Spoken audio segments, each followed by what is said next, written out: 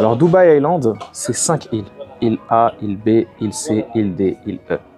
Et chaque île a une vocation particulière. Là, actuellement, on se trouve sur l'île A. C'est la plus grande île, c'est l'île principale. Et c'est l'île qui est dédiée aux résidences. C'est l'île sur laquelle il y aura le mall. C'est l'île sur laquelle donc, il y a les plages. Et c'est l'île donc qui est destinée à la résidence, comme je vous l'ai dit. Ensuite, on a les autres îles. Donc, on a l'île B, l'île C, l'île D, l'île E. Donc, il y a des îles qui vont être dédiées aux résidences de luxe, donc aux villas de luxe. Il y a une île qui va être dédiée aux activités nautiques, aux activités sportives. Il y a une île qui va être dédiée aux resorts et hôtels, gros resorts et hôtels.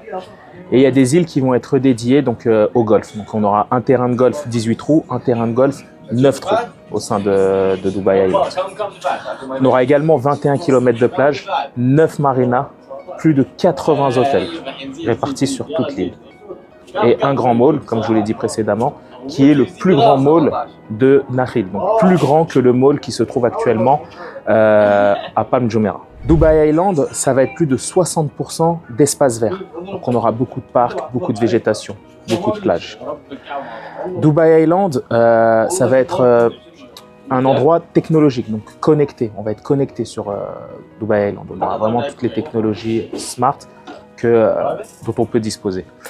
Donc Dubai Island, c'est vraiment une communauté, une île qui est tournée vers le futur, qui est axée vers le futur, vers les technologies futuristiques pour offrir un cadre de vie magnifique à ses résidents et à ses touristes.